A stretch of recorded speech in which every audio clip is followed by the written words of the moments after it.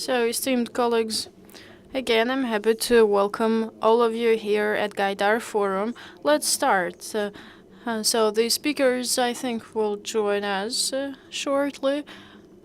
And now we can start without some of the panelists. Before we start our expert roundtable or expert discussion, I would like to introduce a new edition, a new book, a new edition of Russian Journal of Economics.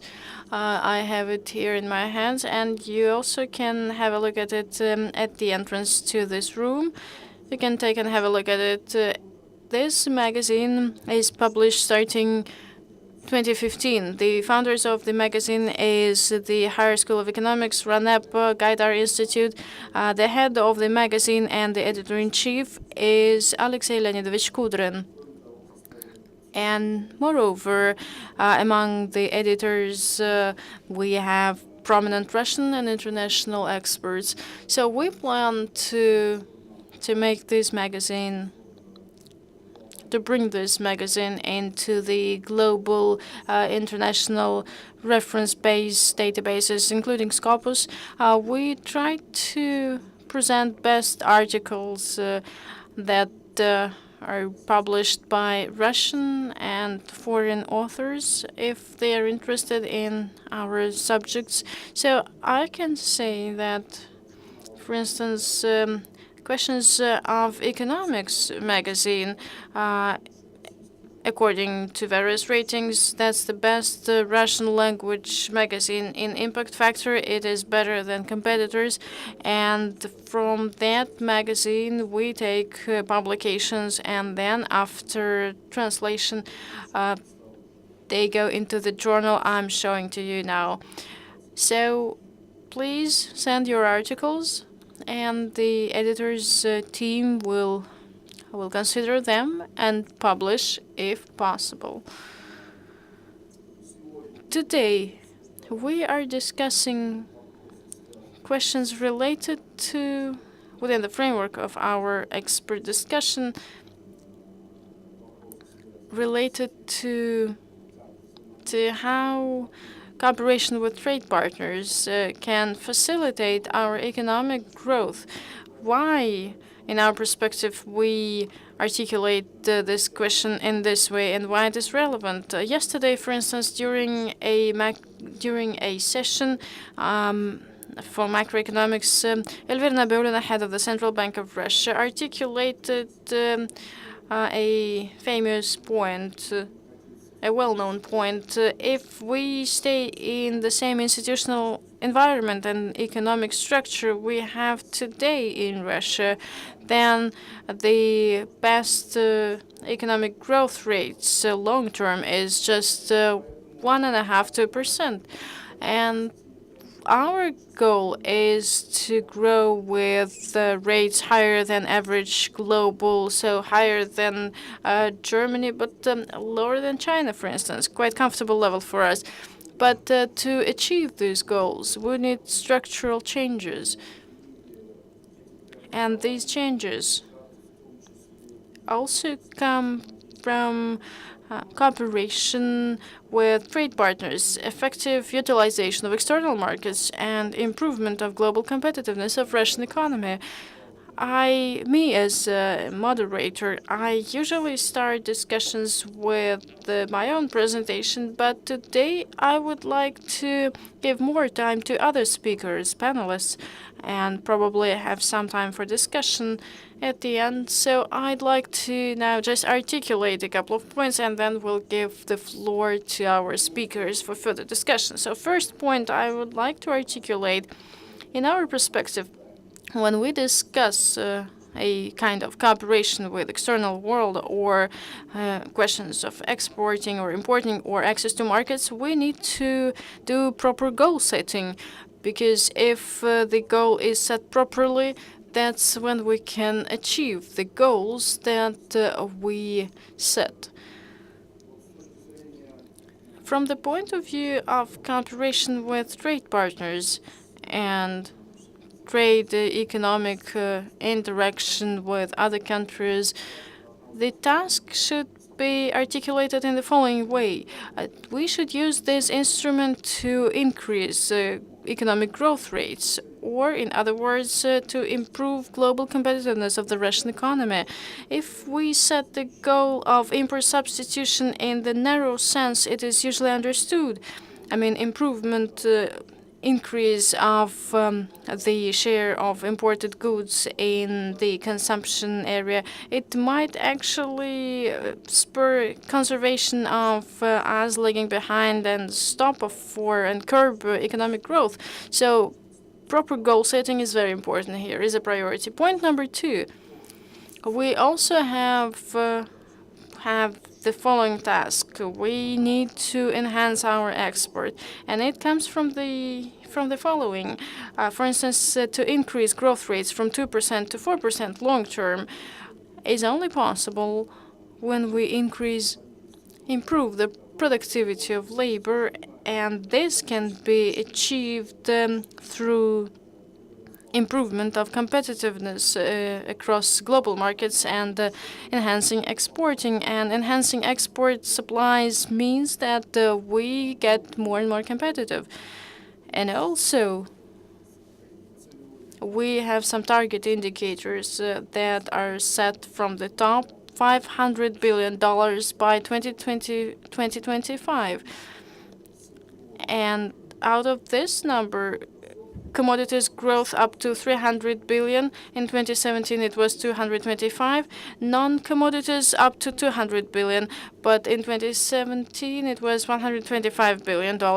So if we do the initial analysis and look at what should happen for us to achieve these target indicators, we will see that in commodities export, we should enhance our penetration, our presence in the European countries, in the European Union, through supplies of natural gas. In other types of commodities where we can enhance our exporting capabilities, again, natural gas, we should penetrate deeper into the European Union and also Asia-Pacific region. For this, we need to agree upon things with partners and also increase our capabilities, comparing to what we have today. And moreover, if we actually look at our willingness to increase export and look at the forecasts for development of the global economy and global demand that are published today, we see that just through inertia development or even better price conditions, we will not be able to achieve these indicators. In order to achieve the goals that were set for us, we should increase our share in the markets where we supply both in the EU and Asia-Pacific region. Point number 3. We have quite weak involvement into the global value chain, added value chain, especially in import activities. In this indicator, we are lagging behind to 1.5 or 2 times comparing against average level in the OECD countries. So if we look at how in export goods, how added value is used, export added value through import. So it's 13% in our country, in OECD countries 25%, in processing industries 20%, in OECD countries 31%. So the problem is not that we utilize too much import in the costs of our sectors of economy, but the end products that are produced is not exported enough because it is not very competitive. So point number 4, to follow the point number 3. So despite quite large volumes of export, we do not have enough products with comparative advantages. So out of 1,200 of product positions, we have 160, 170 products with comparative advantages. Mostly those are commodities products and mid-range processed products, and something from machine building and chemical industry. Just to compare, in China, this number is 550, in the United States also about 500. Both developing and developed countries who are focusing on exporting activities, they have much more types of products where they have comparative advantages, and we need to increase the complexity of our export structure. So through administrative and negotiations efforts, if we are able to actually achieve this $500 billion by 2025, the further enhancement of export and its contribution into economic growth will be impossible without increasing the complexity of export, and the complexity of export can also be achieved through diversification of economy and better productivity of labor. Point number 5. So all these points give us the following areas of activities. First, we need to support export and import through fast-track customs procedures and liquidation of various regulatory barriers.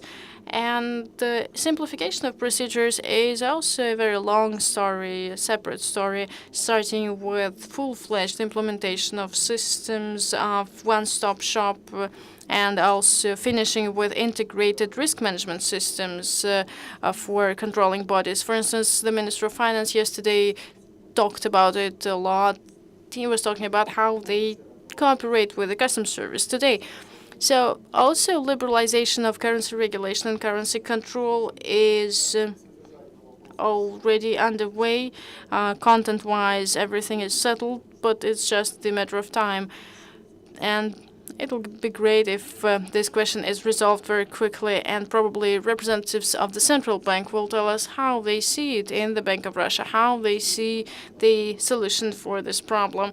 Of course, we need to develop the integration agenda with the conditions of this new turbulence for integration, when the predictability of integration processes today is quite low, and it is not clear how it'll go in the coming years in the world. And integration of various regulatory barriers and limitations, also tackling bottlenecks, and also recovery of VAT to good exporters and development of modern trade in electronic platforms. Now we're lagging behind in this area as well. So it's just an opening remarks from me, and now I'm giving the floor to Professor of Russian Economics School, Natalia Volchkova. We know that the school is doing research for quite a long period of time, research related to effectiveness of utilization of import and development of trade and utilization of this instrument for better competitiveness. So please, Natalia, the floor is yours. We'll be happy to listen to your presentation. Thank you very much, Alexander. After such opening remarks, I do not have anything to say left. So most points were already articulated, but I would like to just articulate some points with our research and clarify some narrow problems that we should consider talking about globalization and involvement of Russian integration processes for better economic growth of the country. My presentation is called Problems of Development for Non-Commodities Export. I'll tell you why. I think that's one of the main problems that should be positioned in the center, that should be tackled in order for integration processes to contribute to better economic growth and economic development of the country. And it is very important to highlight what the tasks of integration are and what integration should be up to. we can discuss it on various levels, on the level of the Ministry of Foreign Affairs or experts who work with geopolitics. But here we do not touch upon it. Now we're looking at it only from economic point of view. We are thinking about how integration processes should improve effectiveness of utilization of resources of the country to improve economic growth. So if we articulate it in this way, then export is a very important element of the picture, and I'll tell you why. When we are talking about the role of export in the economy, we can look at it from various angles. Central Bank or the Ministry of Finance can discuss this, or the Ministry of Economy, and they will discuss different things that will spur the development of the country. From the point of view of macroeconomics, export is something that allows us to level the consumption in time. So the country might export more in good conditions, in poor conditions we can use more import. So this is a very important macroeconomic task that is actually tackled by trade and export. Macroeconomic consequence of export, they are absolutely different. They're related to the following: to improve effectiveness of utilization of resources of the economy, redistributing them between sectors and between the businesses within sectors, from less effective to more effective. And this is also a very important challenge. Sometimes we underestimate it. Here in this aspect, I have a very good case of research, economic research, that proved that liberalization of trade in the 80s led to productivity of processing industries by 19%. And that's for the industry in general. But at the same time, if we look at individual companies, growth of productivity of individual companies is just 7% in general, in average. Why so? So the sector is a number of companies, but the average company's productivity is plus 6%, but the whole industry plus 19%. Why so? Because the resources were redistributed from less productive to more productive companies. More productive companies grew, and that's why the productivity of the industry grew. But on the level of individual companies, less investments were needed for this impact. So 2 times better impact in general for the industry. So that's what the redistribution of resources give us. The same thing about the sectors, but anyway, in any sector we have more effective companies, less effective companies. So liberalization gives good chances to better effective companies. And macroeconomic stability in this time scale is also a very important point for export, for better economic growth. Stabilization of development export, stable export gives less risks to economy, and this leveling in time, balancing in time. Macroeconomic aspect is improving the productivity of economy in general and improves its competitiveness. These 2 things are very important indeed in order to make the country more effective, and development of export is also spurring all these mechanisms, and the country is growing faster. So if we look at macro and microeconomics, look at Russian export activities, Russian export is not very much capable of tackling some issues because of its structure. Too much resources probably, and we have them. Yes, we invest into this sector. That's also a very important point, but we're not looking at it now. But high commodities element to Russian export makes it look like this. So volatile prices for commodities in the world, comparing against processing sectors, but this gives us more risks in the macroeconomic picture, and country risks are also growing. They also cover all companies that work in the economy. That's why, from this point of view, in order to eliminate, to reduce the role of volatility in Russian export and improve the role of export in macroeconomics, so it means that we should grow non-commodities export. That'll be the most important task for this macroeconomic aspect to contribute to growth, not play against it. In terms of microeconomics, one of the problems of Russian export, how we see them basing on our research. So we have a low number of exporters in the processing industry. In Russia, we have in the Russian economy about 10% of companies, processing companies, who are exporting. Other countries have 20% and more. And for instance, in Norway, quite high commodities economy, they have more than 30% of processing companies who are exporting. In Russian economy, only 10%. So it means that we have too high premium for export. The indicators of exporters higher than other companies, 550% in general.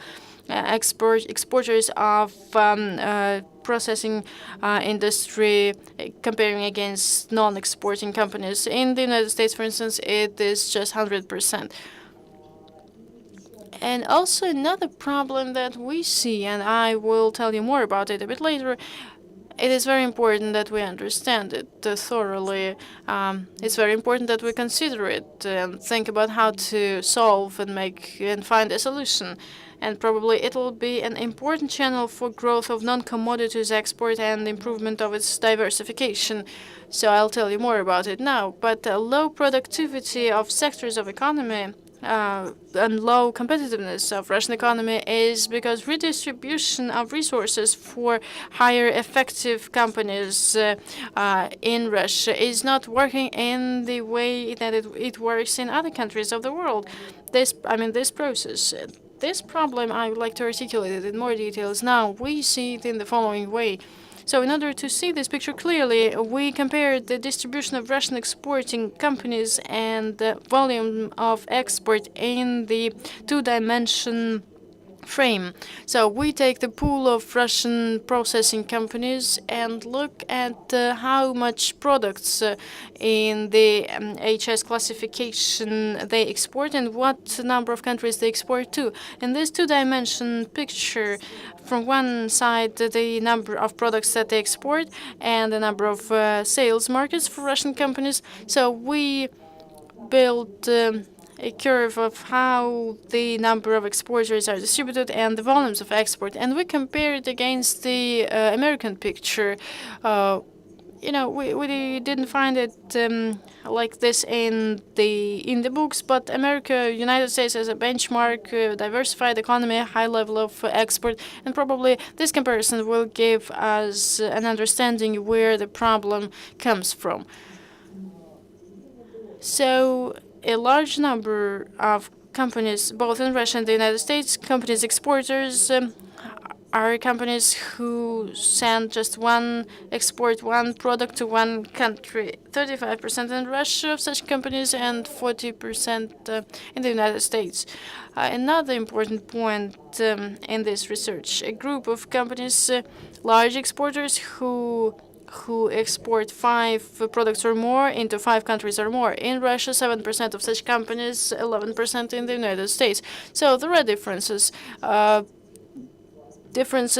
Yes, we have lower number of these companies than the indicator of the United States, but it's not so dramatic. So small exporters, there are quite a lot of them, but the question is how this distribution is reflected in the volumes of export, and we see a very interesting picture here.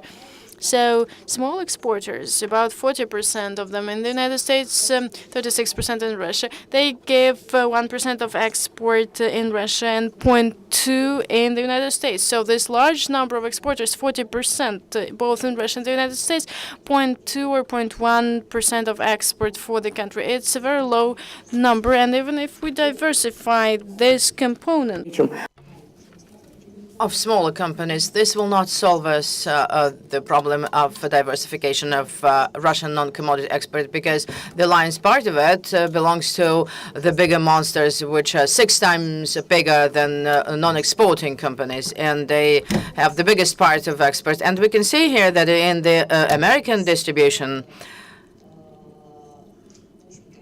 the total 90% of the export volume of non-commodities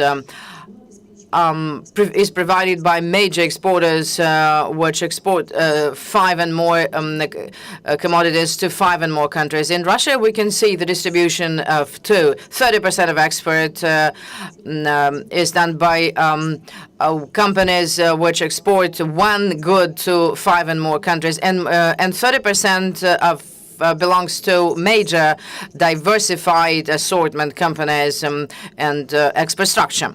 What does it mean that if those exporters which export to 4 or 5 and more countries more than 1 good, if they did 5 goods to, we would increase the volume of Russian non-commodity export in 2.5 times, and the debottlenecking of this very thing and identifying the factors which explain why Russian major exporters, I mean major from the point of view of the areas of export, why they export so few goods. That's one of the most important issues. And debottlenecking this thing, those who already are in international markets, in more than 5 markets, but with only 1 good, why they are not exporting more than 1 good? And that's the key question.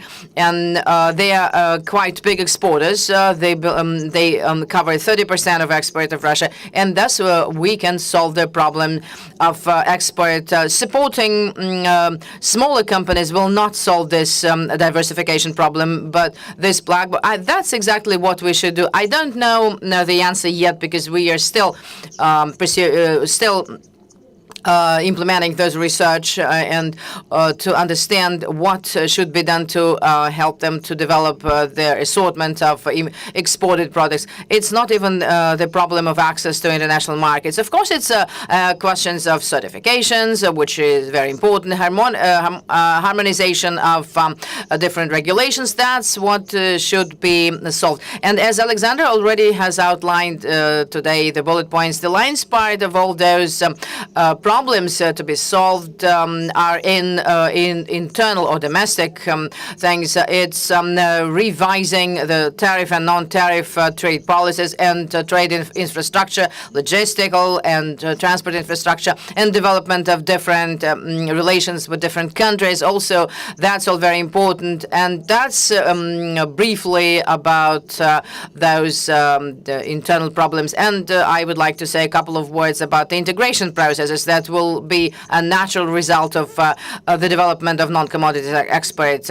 Of course, what we need is an audit of regulatory audit, and we have to have benchmarking. And we've been talking to different departments, and currency control was discussed back in 2012, and we can see some decisions already made. But we can always see misunderstanding of the main problem. From our perspective, it's very simple. We have to provide trade, the process of the trading. We should provide to Russian exporters the same conditions in the market of the country as similar to those which are coming from country A to country B. And we should take the most successful country A exporters, and from the point of view of trade expenses, and that should be the goal of the Russian ministries which are working at improvement of regulatory procedures. Revision of trade policy, very important. I think we should cancel. I think we should understand that the role of import is very important, because import is one of the source of competitiveness.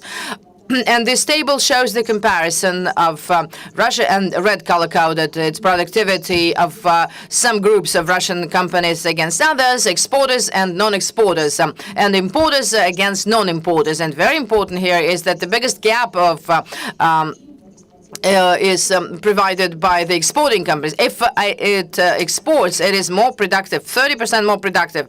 And if a company imports and exports, it is 85% more effective than just exporting company, because import is a very important source of competitiveness. And the fact that our trade policy doesn't understand it very much and doesn't accept this fact, and that's exactly why we are beyond this value-added chain. Integration processes, what should be taken into account here? In the framework of the approach of import-export approach and the development of those prerequisites of increasing the non-commodities export, we should look at from two sides. It's the market and spare parts market to increase all those capabilities for Russian export. So based in the mindset of all those economic research and surveys that show exactly that the most promising markets are big markets with very high buying ability. The most promising of spare parts, on the one hand, are those cheap, with cheap spare parts, and also high-tech markets where high-tech spare parts and equipment are manufactured, which confirms the competitiveness of companies. So thus, it is quite easy to match all those two factors. Geography, of course, geography is important because the closer the market, the easier to work with and cheaper to work with them. But today's development of technologies of IT and logistical reduces the distances, but does not eliminate them completely. So the proximity of Latin America is much closer to us because of those changes, but not exactly that close than the Eurasian Economic Union countries. From the point of view of integration projects, the best integration projects, not taken into account the political aspects, of course, are the developed European and Asian countries. Less so this Northern American, because not North American because of distance. From the point of view of export and import, integration processes in those areas should be in place and become and achieve the growth rates much higher than the global rates. And without those integration processes, it will be impossible because those are the main markets, the global biggest markets, which allow you to implement your programs of competitiveness, of higher competitiveness. The Asian markets cover both export and import, and developing countries of Asia means export and import also because there are bigger markets there and with growing competitiveness, and those are the very interesting stories that might be in place to help the Russian export. Developing Latin American and African markets, of course, also very interesting from the point of view of export because the markets are big enough and integration processes will play in favor of the development of Russian non-commodity export. And the last couple of words about the role of Eurasian Economic Union to develop non-commodity export. Of course, the proximity is a plus, but the size is a minus. That's objective factors, and we have to deal with it from the point of view of without the effect of the market, the size of the market. For Russian economy, it's less attractive than other bigger markets in Asia and Europe. But there are some indirect effects, very important, and we should not ignore it. It's studying the integration processes which are underway in negotiation process, and that's extremely important for the level of qualification of Russian trade policy in general, and the people and the staff which operate there, those decision makers in the processes, to grow. And especially important it is under the conditions of those slowdown of integration, global integration process, and political constraints. And from the point of view of the economic, of purely economic effect from the Eurasian Economic Union for Russia is not very high, but indirectly it is exactly important, and we should not ignore it under the circumstances. Thank you. Thank you very much, Natalia. Very interesting presentation, which showed the importance of experts from different sides. One small question to you about the first part of your presentation, because you mentioned how exporters differ from non-exporters and how liberalization of trade through comparative advantages would provide growth of and the fact of coming to export market, does it facilitate growing productivity? Of course, there's some selection underway and redistribution of resources. And if we help and squeeze our companies into the global markets, getting to those markets, would it facilitate their high productivity? Well, that's a very interesting question indeed, because it's for 15 years already this issue has been studied using different cases and countries, groups of companies and separate companies. Yes, indeed, there is an effect like that of selection of more productive companies to be exporters. That's one of the hypotheses, and it is confirmed in some of the cases when more productive companies became exporters. Export did not facilitate or make them more productive. They already had been more productive than others, and thus they could come to the international markets. But there are other cases when companies which had come to the global markets with very interesting effect. For instance, the World Bank supported in Africa with loans, non-exporting. But it turned out that they started to become global much more often if they were supported by those loans, and they used those resources there in becoming exporters. They thus increased their productivity using this effect, learning by exporting, using and increasing their volumes. So both effects are in place, and for different companies they are different and different degrees of effect. But very important and interesting cases were studied at the level of individual companies as to how they make their decisions inside their companies. And there are some surveys showing that companies making the decision on investments into new technologies already mean going global, and they make their decision to increase their productivity investing into new technologies, meaning that they will pay back, and thus they will export bigger volumes. And in different cases, there are different effects, and of course, all should be used to develop a Russian non-commodity export. Thank you very much. If this hypothesis is true, then the activities to support export will not only facilitate increased number of exporters and export revenues to the country, and also growing growth of productivity of Russian economy, which is good. And our objective as researchers, and I'm sure your company also, your school will do such surveys as to how those effects contribute quantitatively. So Natalia mentioned the importance of the integration processes at the end of her presentation for the development of export potential and generally for the development of the economy. And I would like now to give the floor to Sergei Afontsev,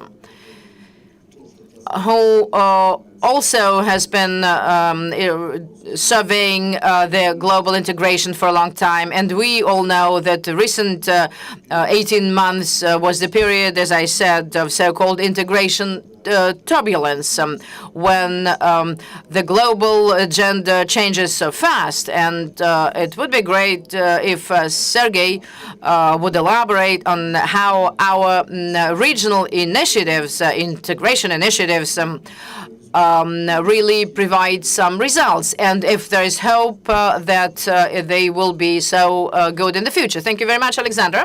And I would like to maybe grab this device for slides.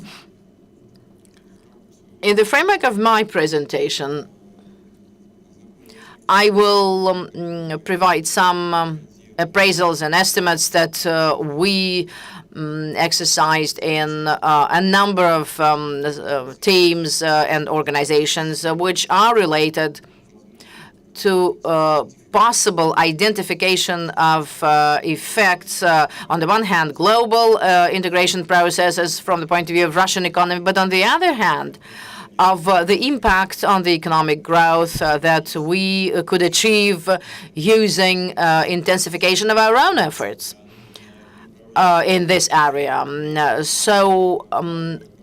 Well, what was the basis of all those calculations and why we think that this is quite a burning issue on the impact of the integration processes on the economic growth?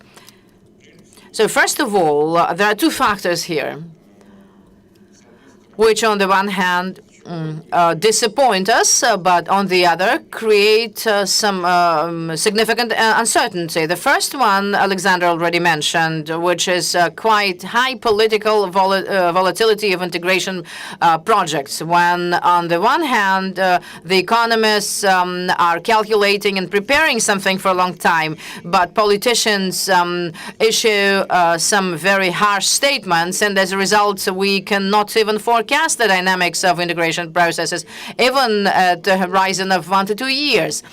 Why so? Because if we look at the forecasts that were, for instance, done in 2016 and end of 2017, we could imagine that the protectionist trends were growing and integration is coming to an end, and globalization also almost coming to an end. And there were some pessimistic forecasts made by experts, which we had not heard such things from. But suddenly, the beginning of 2018 showed that there's no pessimism anymore.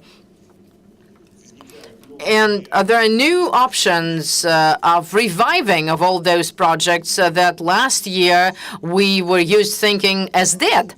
And there's a question as what to do next. What should be long-term trends in the area, and whether we are capable of evaluating their impact on the Russian and global economic growth. But on the other hand, that's quite a clear-cut statistical trend, which shows that we've been witnessing after the global economic crisis, it's a change of proportions and growth of global trade.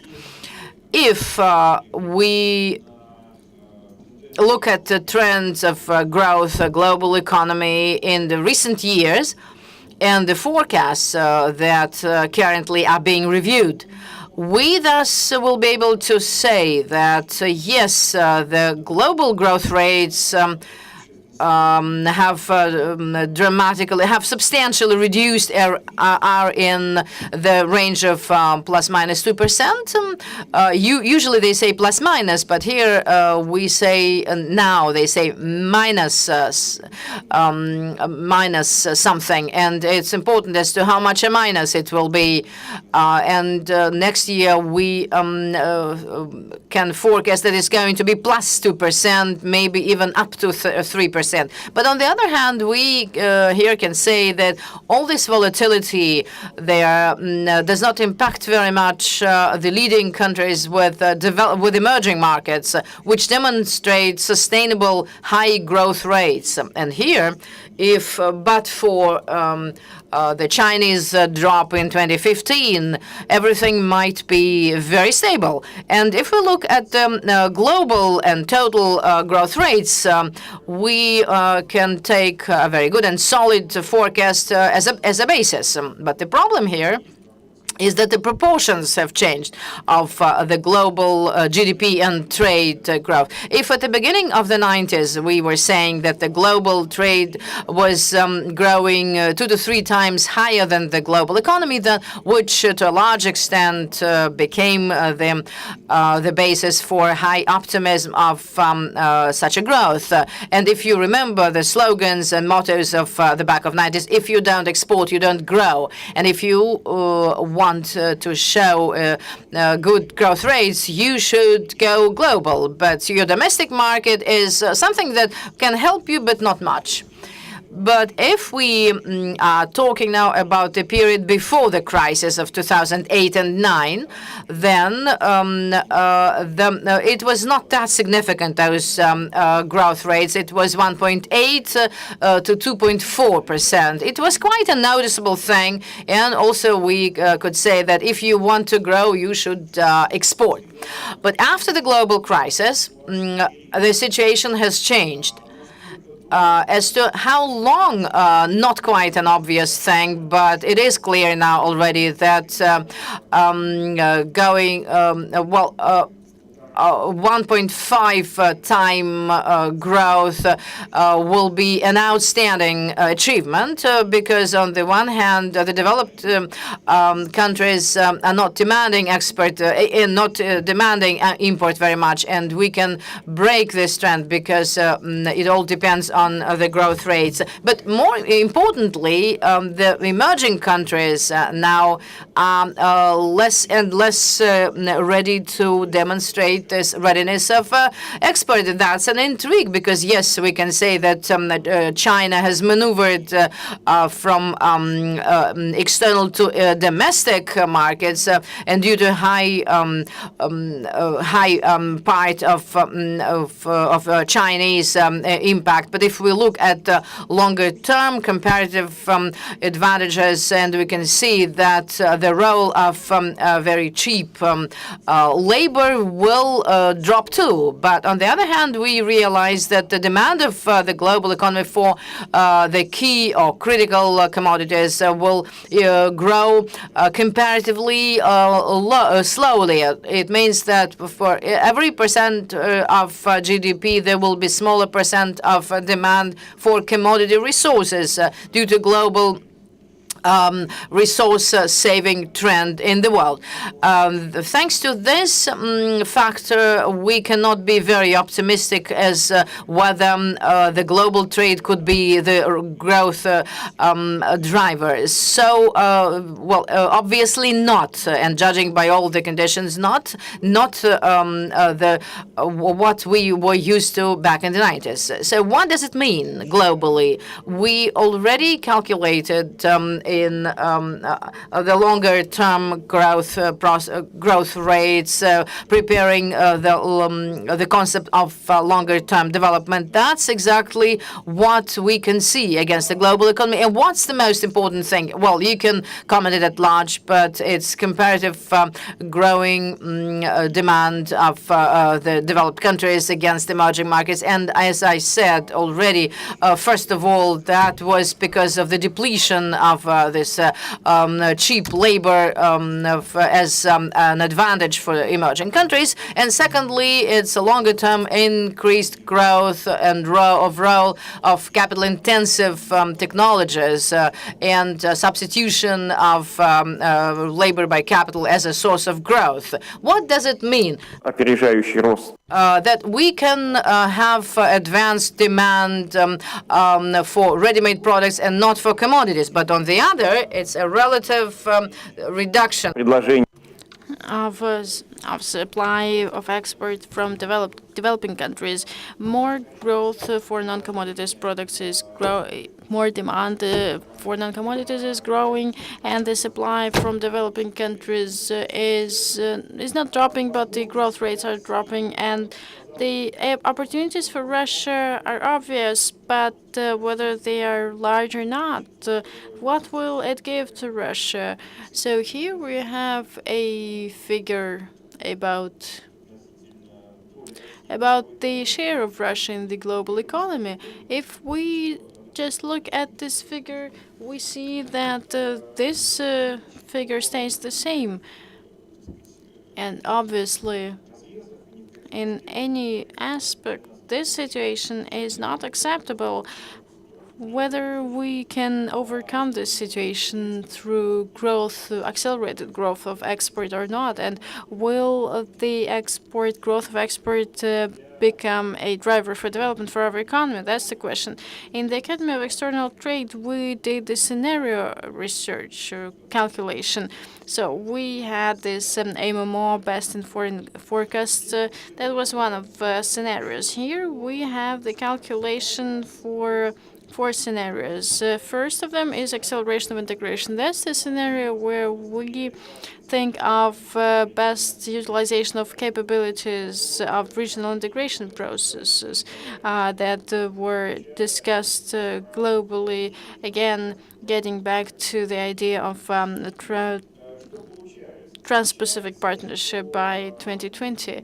So what does it give us? The acceleration of integration processes in the global economy will give us growth rates by 2035 plus 2.3%. Is it a large figure or not?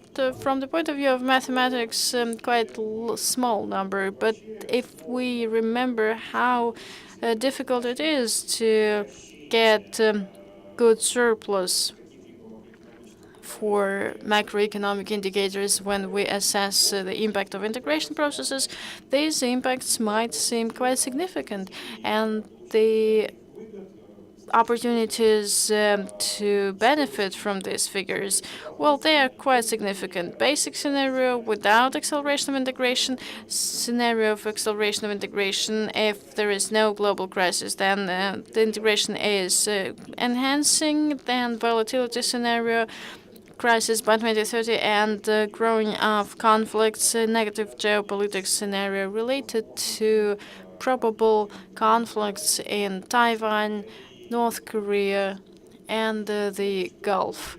So what do we have? How these factors impact Russia? For instance, Russia doesn't do anything, just gets the benefits from the fact that the global economy is growing faster, and the demand for the products Russia is exporting is also growing. And here we have, for 3 periods across 4 scenarios, we offer a forecast. 4%. 4% overcome 4% is possible, but we cannot achieve 5%. That's the inertia, and just that's what gives us the dependence on just the global economic growth. Yes, we can support something on the local initiatives level, but not to be involved into the global integration. 4.5 up to 2030, 2035. Why acceleration of growth rates? So, well, obviously, first acceleration is the 2020-2030. We think that the sanctions will be lifted, and the sanctions, judging by last year, it is about 0.6-0.8% of lost growth of GDP. And if we are actively participating in future projects and overcome the consequences of the lost decade, well, I hope that by 2020 we will not speak about lost 13 years, but we'll never know. But we liquidate the consequences of what happened, and cumulative growth is there. If we compare the results for Russia against what I was articulating about basic scenarios, what do? We take the growth rates of Russia and deduct the growth rates for global economy, and according in a group of countries. So that's the chart that shows us how much we lag behind in terms of growth rates, or we are ahead of those countries. This picture is not very optimistic, obviously. With the same conditions, we are a bit behind. We're a bit ahead of the global economy at the horizon of 2030, 2035. Developed countries, we will be ahead of them, but developing countries, we cannot keep up with them. So what do we have in such scenario for the share of Russia in the global economy? This picture, I like it very much. Why do I like it so much? Because it clearly shows us the old impact in development economics is called the Red Queen effect. English version of Alice in Wonderland. They have not Black Queen but Red Queen, and she says a prominent phrase: "You have to run very, very fast just to stay where you are. But if you want to get somewhere, you should run 2 times faster." So if we run the way the global economy wants us to, we cannot even stay where we are. So just if we look at this optimistic scenario for Russia, green one, large number of conflicts, and it means that someone is just lagging behind even more than Russia. In this scenario, this conflict scenario gives Russia very slow growth rates, but due to sluggish Asia and Pacific region, we might have better positions, slightly better positions, not because of our achievements, but what should we do to achieve something and do something with our own hands? That means active support of export and active participation in regional initiatives. So we did preliminary forecasts of how Russian Federation participation in local projects will impact the whole picture. So the CIS countries, Western countries, the European Union, and the Eastern area. So the scale of such assessments is quite large to comprehensively calculate the impacts and give a proper classification by sectors and groups of countries. But what we have so far is related to the following. In the Horizon 2030, through an acceleration of integration of the European Union, so we have getting back to ideas of free trade zone from Lisbon to Vladivostok, and through active participation in signing agreements for free trade with countries of Asia-Pacific region. So we didn't look at the question of Russia joining Trans-Pacific Partnership or something like that, but in cumulative impact, we have through acceleration of growth rates, potential acceleration from 0.2 to 0.25 in the long term perspective. So the impacts are quite good. They cannot change dramatically the picture that we have on this chart, because in order to have 4%, we need to grow after 2020. We need to grow with growth rates of 5.8% per year.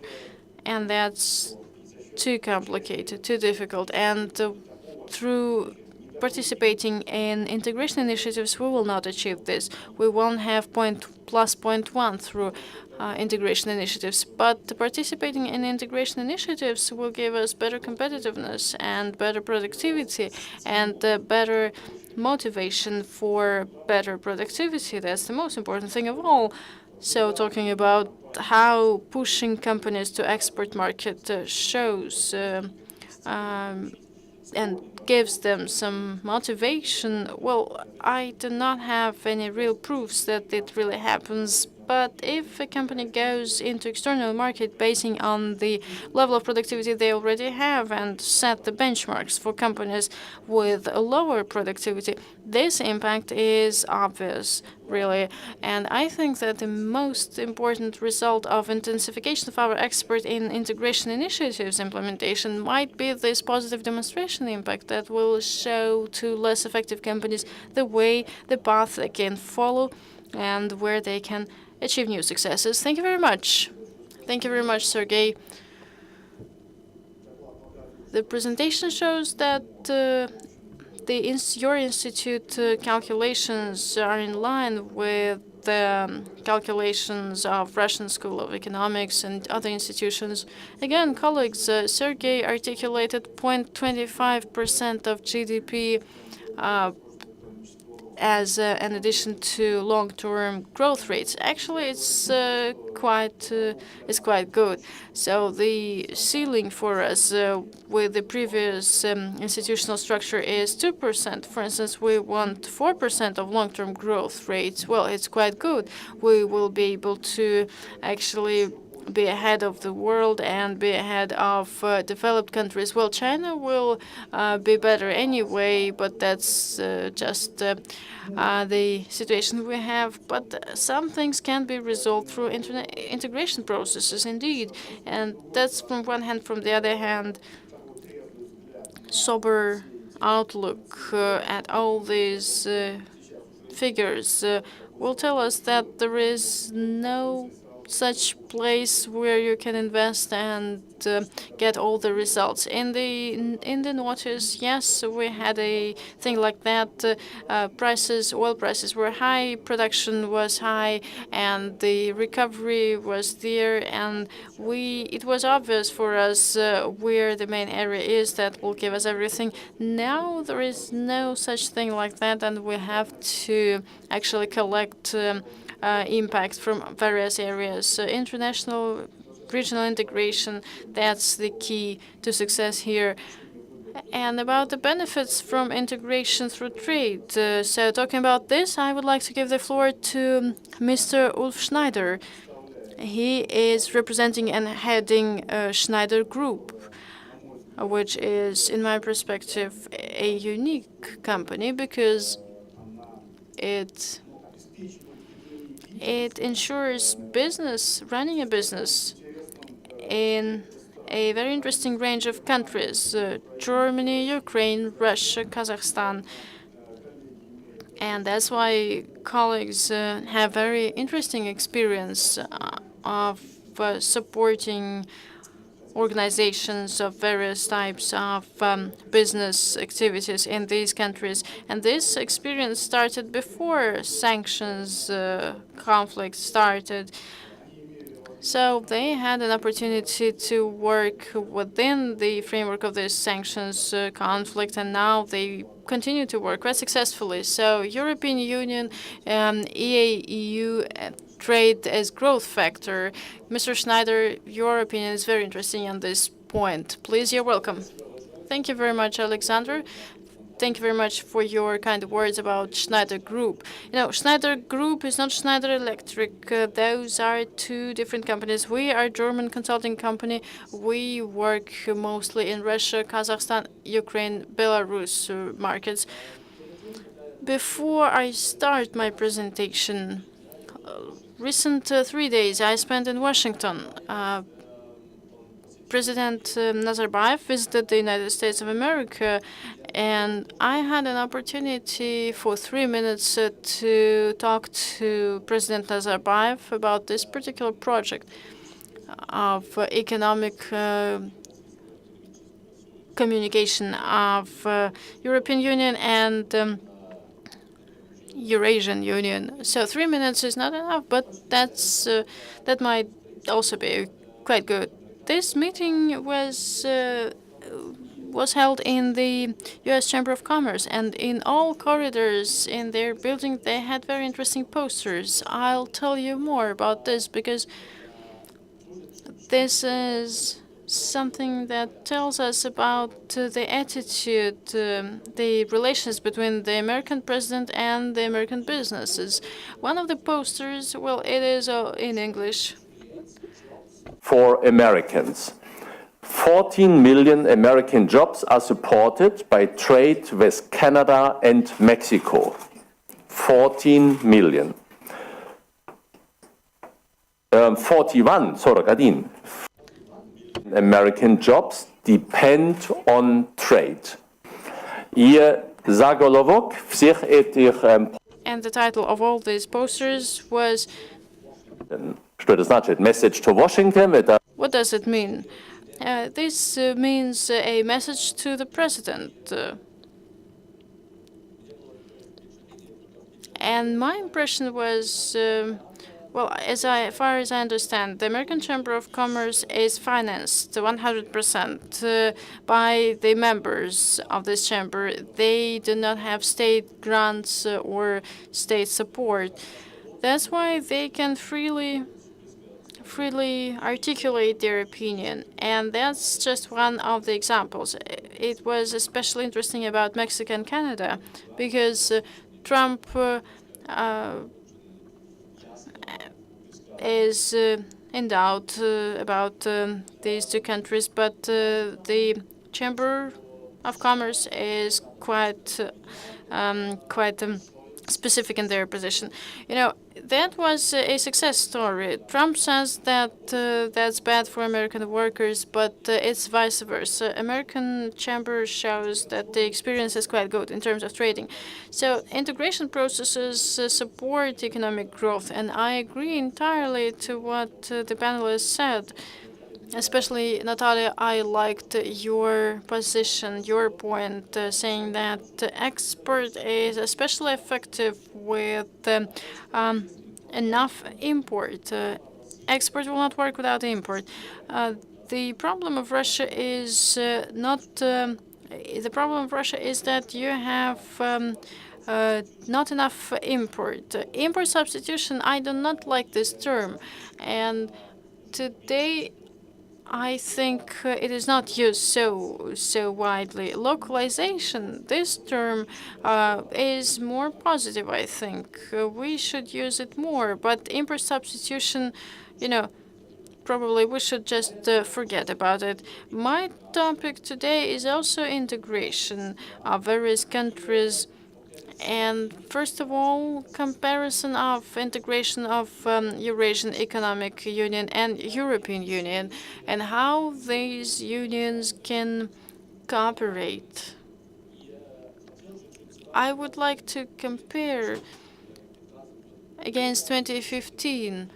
So Eurasian Economic Union, this union, when it was set up, and today, what is the stage of it comparing against European Union? I think now this EAEU in 2016 looks like EU in 1986, when in the European community they decided to create the single economic market. It's not just they harmonized everything just immediately, because the interests of various countries were very different one from another. But they thought that if one product in France is certified only by French authorities, then it should also be sold to Germany. If something was certified in Germany, this product can be sold across all countries of European Union. And that's how very interesting competition started between countries, and step by step they harmonized all technical regulations and all. Eurasian Economic Union is today looks like the European Union in 1986.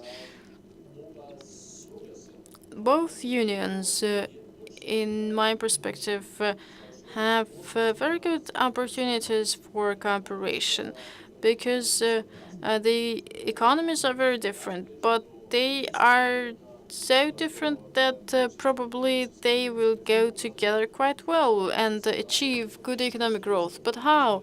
European Union countries, there are traditionally effective industries. There are high-tech industries and economies. In Russian-speaking countries in EAEU, you have resources, oil and gas, especially in Russia and Kazakhstan. In Russia and Belarus and Armenia, they have very good IT experts who are very much in demand at the West now. Their expertise is very much in demand. IT, in my perspective, is a very good opportunity for Russia, for Belarus, and Armenia to enhance export of services. Europeans, especially German companies, large companies, are quite well cooperating with IT companies from India. Large-scale cooperation projects. Why so large-scale projects only with India? Why not IT companies from Russia or Armenia or Belarus? So that's one good example of how European Union, economies of the European Union and countries of EAEU can cooperate quite effectively.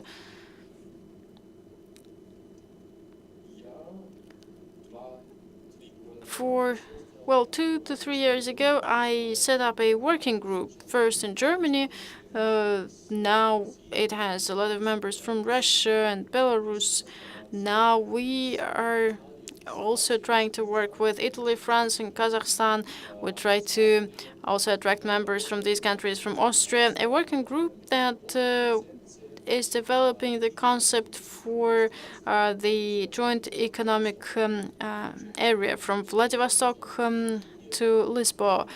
So to link European Union and Eurasian Economic Union, not from political point of view, but economically wise. And the support from many business associations is there. For instance, German-Russia External Trade Chamber, or for instance, such institutions as the German-Russian Forum and some other organizations.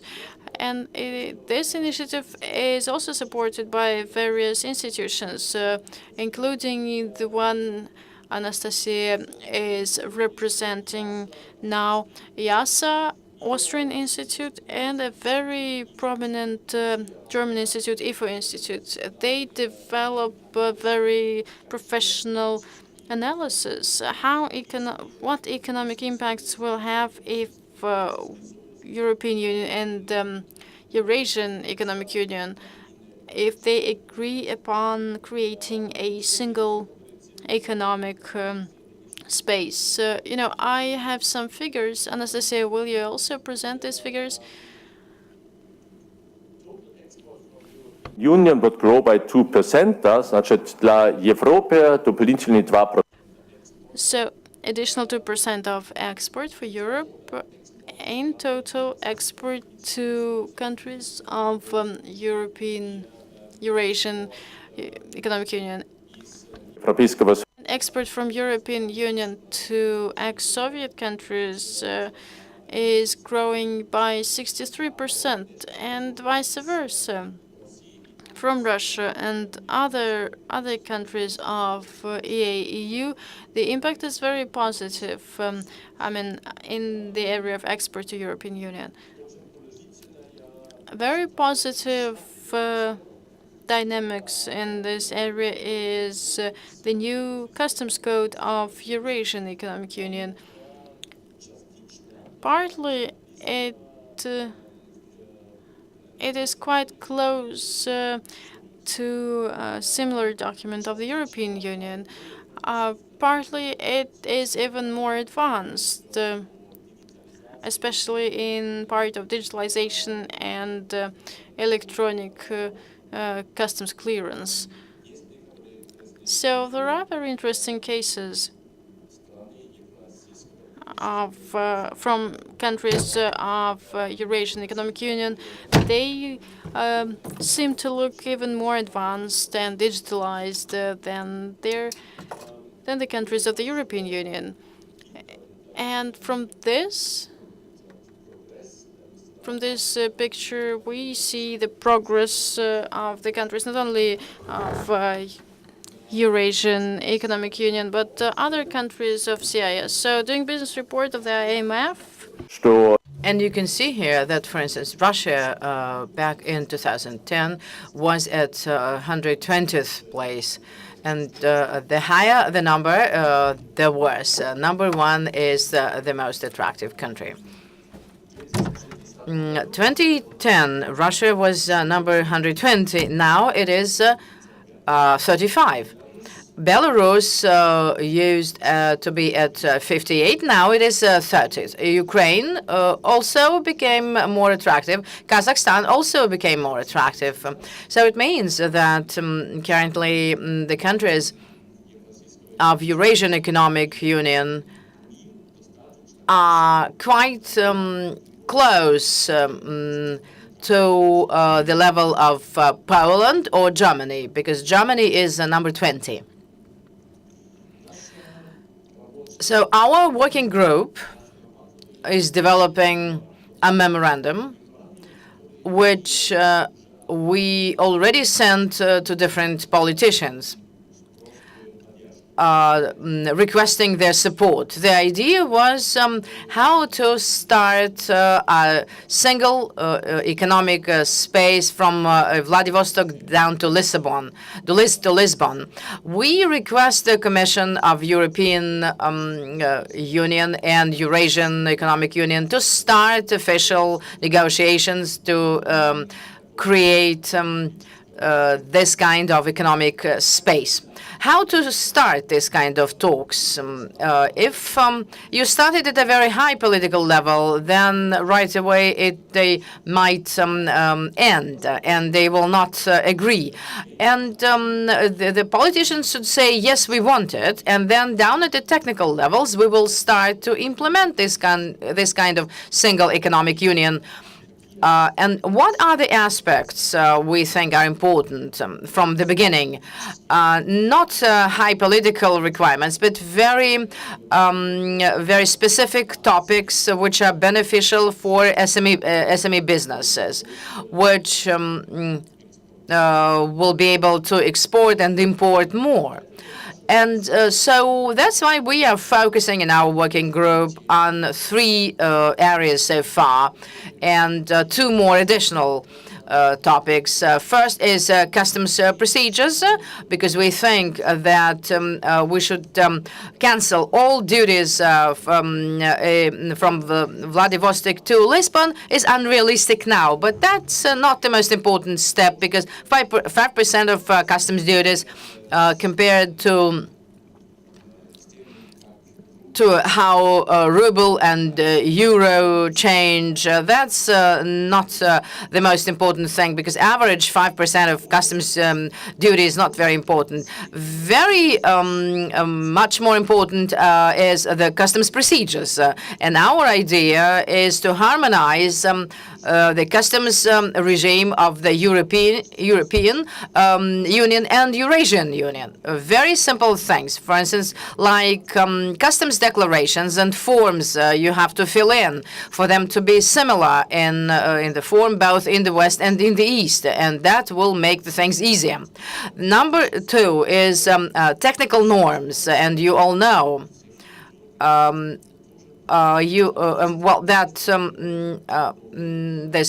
example of trade certificate of Eurasian Economic Union.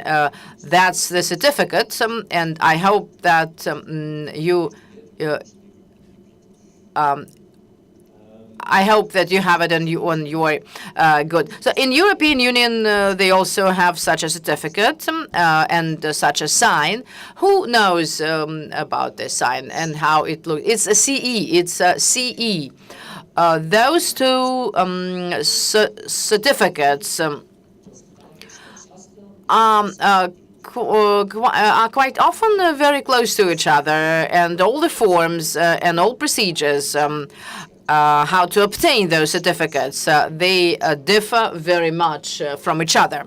So that is why our goal now is to harmonize, first of all, those standards.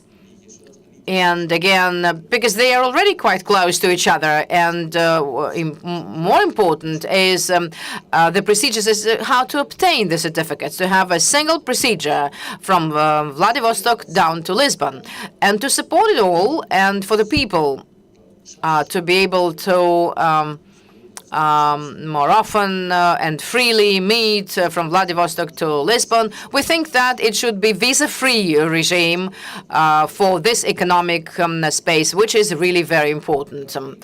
Those 3 aspects are the ones we are working at now. We have additional initiatives about digitalization, or Industry 4.0 and Internet of Things, which are very different names and titles for that. And we believe that digitalization is also a very important topic from Vladivostok to Lisbon, because just one example to quote.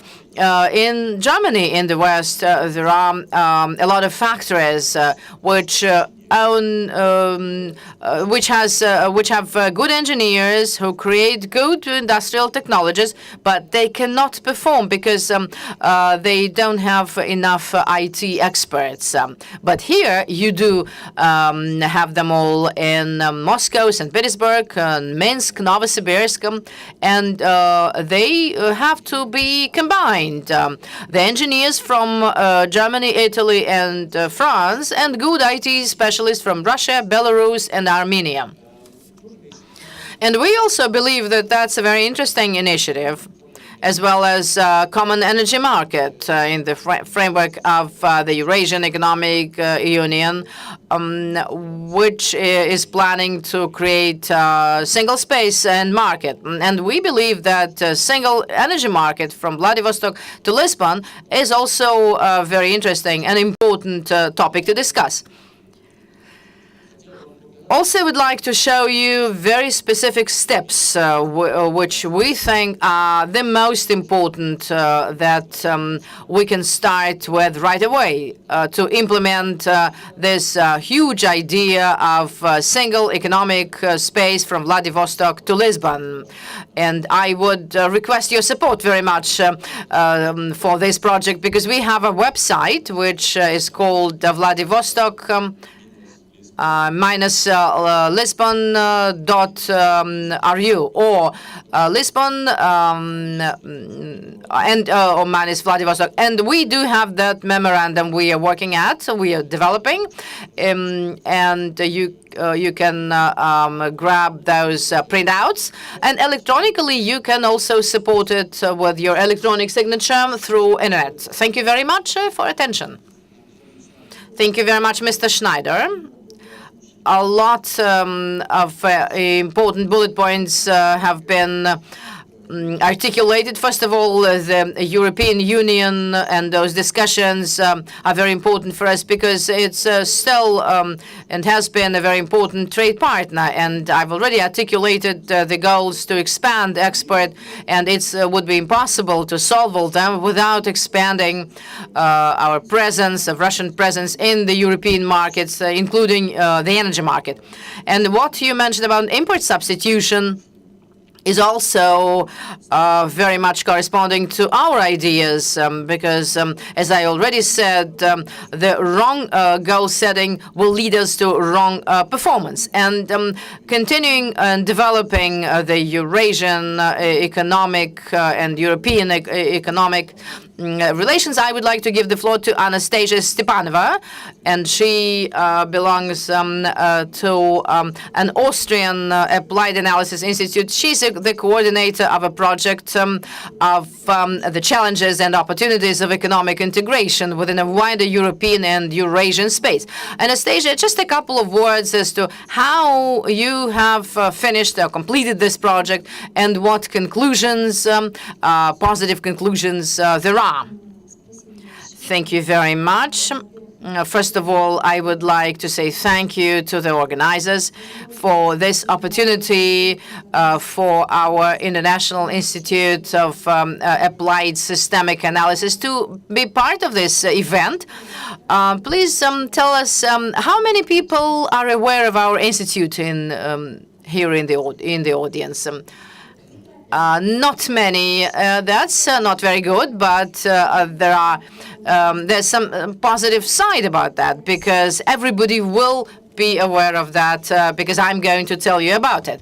The International Institute of Applied and Systemic Analysis is a very big international organization, which covers the experts and scientific staff all over the world, with 24 countries belonging to it. Last December, Israel also joined in, and the organization is constantly expanding. It was created in 1972. Soviet Union and the United States and England were the initiators, and now we can see how much a progress has been made. We are focusing on energy, technology, and new technologies, biotechnologies, climate change, and of course sustainable development. In 2013, a project was initiated, the challenges and opportunities of Russian integration in a wider Eurasian economic space. And within the 4 years, it is the 5th year running now, a lot has been achieved. First of all, IASA is an international independent platform where politicians, experts, scientists all over the world can come down to express their opinions about the future of European and Eurasian integration. A lot of different events have been conducted, and you can look up all of them on our website. And also, there's information about in the printouts, in the handouts here, on the methodology of the assessment of economic integration and trade regimes, and also tariff barriers and technical regulation, the future of energy in Eurasia, development of transport infrastructure, and also the Silk Road and the transport routes, which are the focus of our attention, railway and sea transport and North Sea route and so on. While there were negotiations underway as to how to make up this single economic space from Lisbon to Vladivostok, or even in a wider space from Lisbon down to Shanghai, and there were opinions to even go down from Vancouver down to Vladivostok. From Vancouver, down to Vladivostok exactly. So I am expressing the positions of different scientists on the transformation which is underway currently, and also the questions of labor market and visa regime, migration. Yesterday, there was a very interesting session devoted partially to Eurasian integration, when the ambassador of European Union to Russia, Markus Ederer, was saying that the Russians, so far, we don't have free access, free movement, and we have to obtain visas to travel. So Russia obtain more Schengen visas than even China. So everybody thinks that there's still interest out there. Just ordinary Russians and businessmen are interested to further be integrated in the global economy. Also, there was a very interesting statement of a minister of Eurasian Commission, Tatiana Valavai, and she was saying that even in the framework of the Eurasian Economic Union, which was created in 2015 only, a lot is being done for the business conditions to be more convenient, transparent, and even inside the union. And if you compare the commodity export,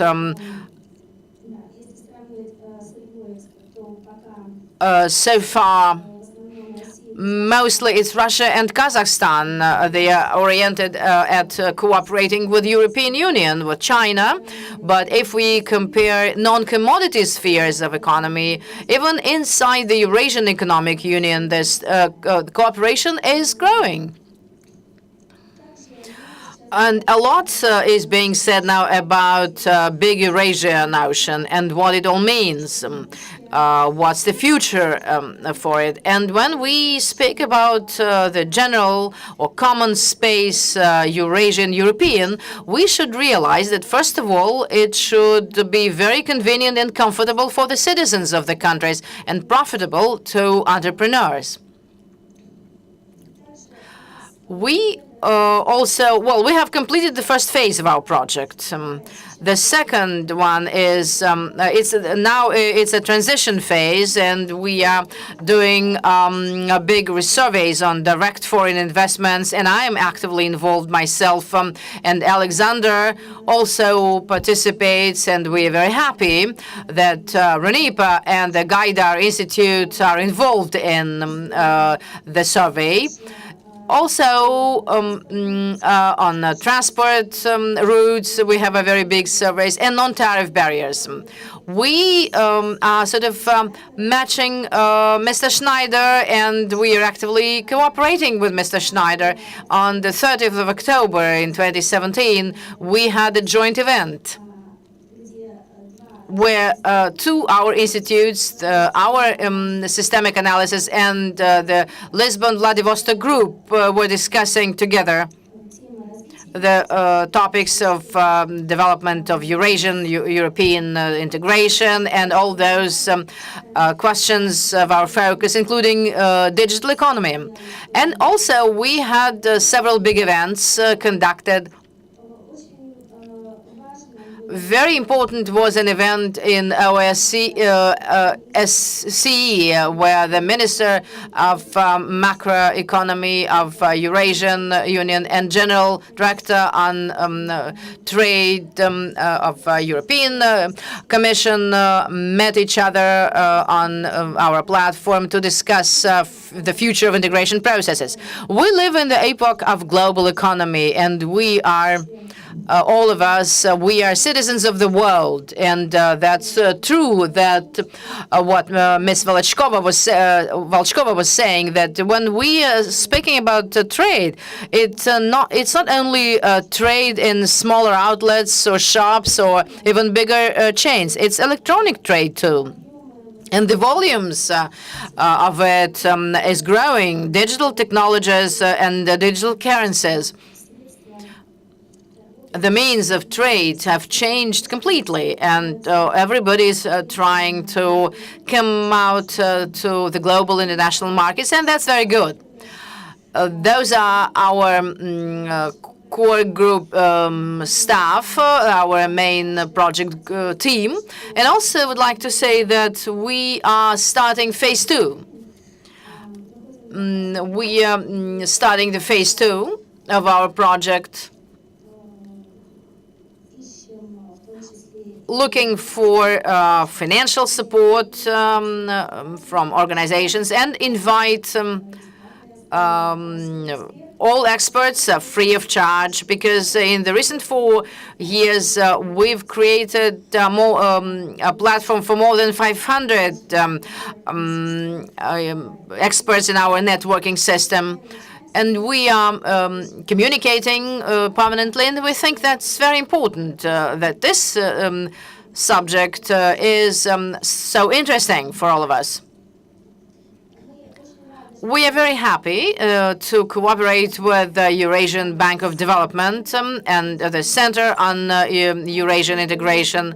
They are our long-term friends and partners.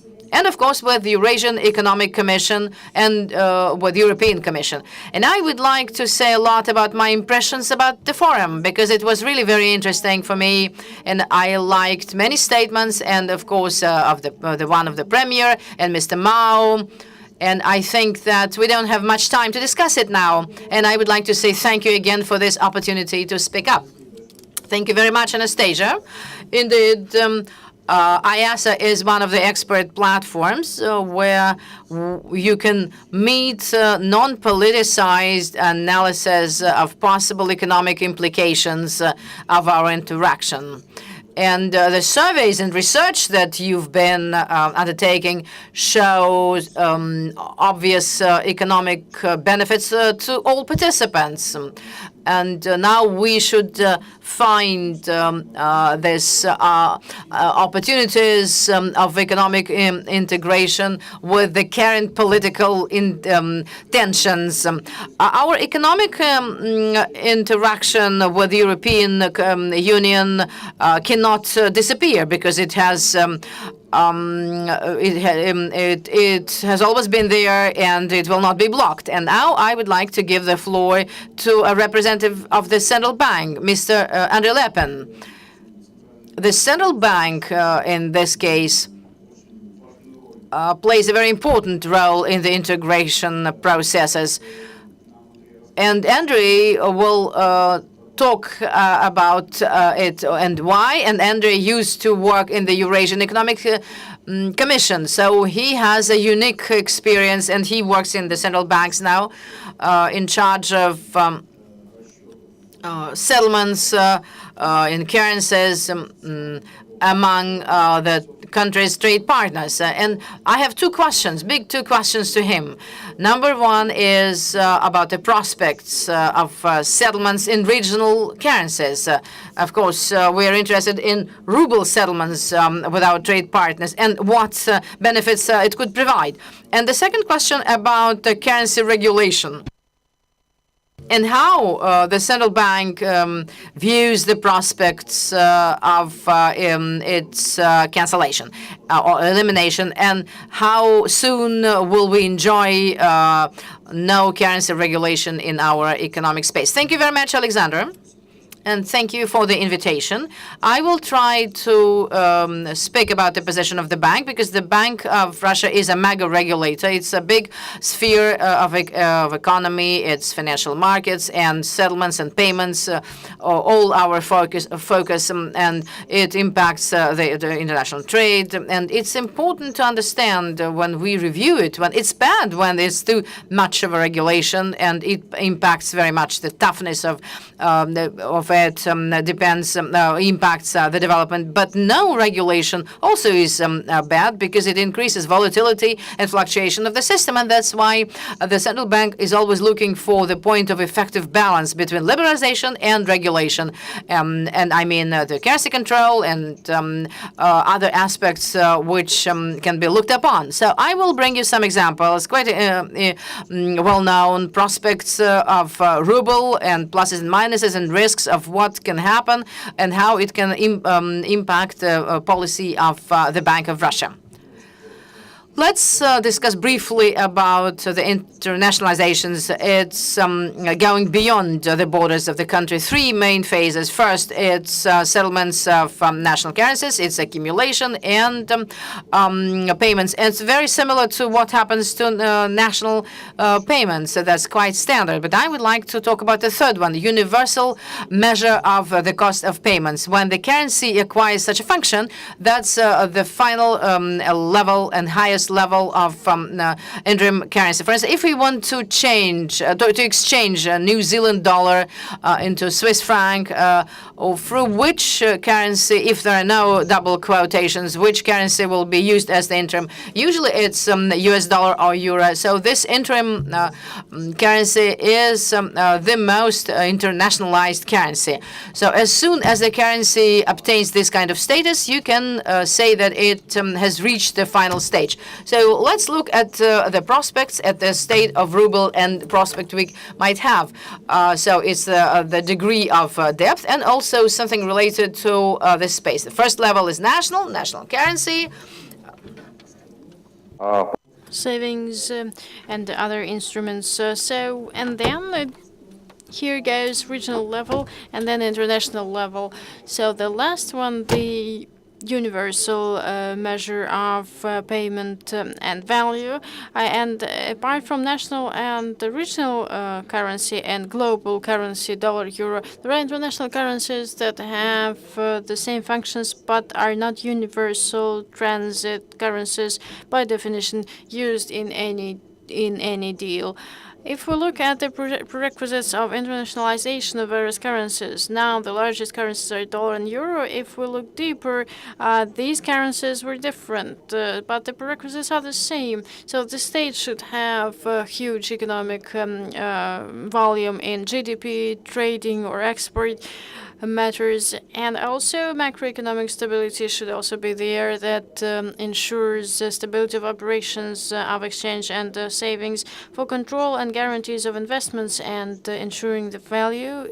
Specific legislation should be in place. Effective regulation and deep financial market to do currency operations easily, to go into currency or go out of it. And so this market should be liquid and quite quick. And network impact, a standard point also. When the currency is getting more and more widespread, the more users of this currency exist, the better the multiplying impact is. So the currency gets more and more popular, and more people use it, and currency is getting more and more popular. And then it goes to currency reserves and so on up to this transit currency status. That's the last stage of internationalization.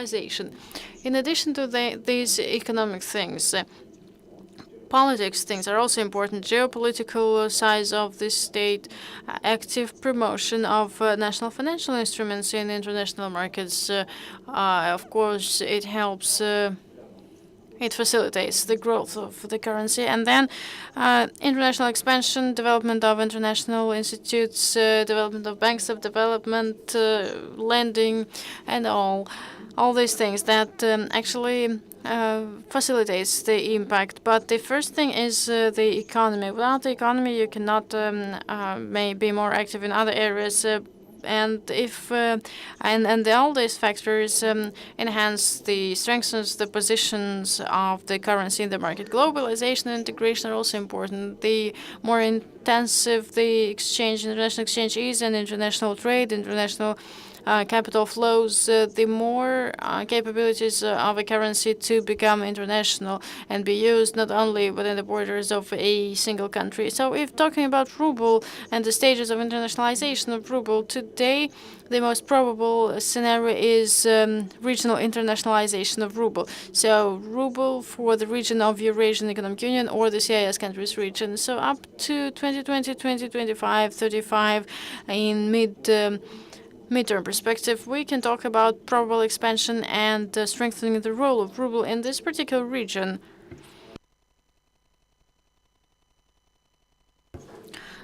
Important prerequisites for internationalization are macroeconomic stability, the size of the state, and infrastructure. So, are these prerequisites enough? So, large state, large economy, stable macroeconomics, good regulation and legislation. Is it enough to make the currency international? What do we need in the international or regional level? What do we need for making a currency global? Of course, politics matter, and some other things. I will tell you more about them on the case, using the case of the Russian ruble. So let's skip a couple of slides. Current currencies: dollar, euro, yuan. The growth of yuan is underway. Now it is still a regional currency, but now it is used not only in the Asia-Pacific region, but across the globe. But the only limitation for yuan is the limitation for flow of capital. So the trading is impossible. Direct trading is impossible. But China is coming closer to liberalization, and yuan might become an international currency. So let's look at the role of Russian ruble in the international trade. It is about 1%. That's not a lot, but that's comparable with the size of GDP of Russia. So this is a balanced picture. But if we look at the external trade of EU countries, it's 10%. So Russia, Belarus, and Kazakhstan. Armenia, Kyrgyzstan. But if we look at the mutual trade within this space, the role of ruble is more than 70% in Eurasian Economic Union. But if we look at the structure of the trade, we will see the following. So the ruble is servicing deals with Russia, deals between Armenia and Kyrgyzstan, or for instance, Kazakhstan and Belarus, 99% is dollar or euro. So if we look at EAEU space, the prerequisites I already mentioned, the size of the country, macroeconomic stability and legislation, all these things are there. But if we look at mutual trade, it is very, scattered. The role of ruble is huge if the deal is done with Russia, but if Russia is not participating in a deal, ruble is not participating. But what is happening? Why so? Obviously, we lack something. What do we lack? Let's look what we might need. First, a lot of things were said about economic integration. First of all, economic integration, structure and quality of trade, and that's why the collateral is in rubles of deals if Russia is part of this trading deal. If we look at other things, here we can talk about infrastructure, trade infrastructure. In Russia, we have trade infrastructure quite good. We have the exchange and ruble is a freely convertible currency, but the share of ruble is not growing. Why? The Bank of Russia is looking at the trade deals very attentively. But if we speak about currency legislation, companies and state offices address us many times, and we talking about currency legislation, we do not have limitations for streams of capital, flows of capital, but there are elements related to things like fraud proceedings, fighting against terrorism and money laundering. So we need to control the flows, and that's why we need to find balance between liberalization, so elimination of currency control, and balance between strict control. So this year we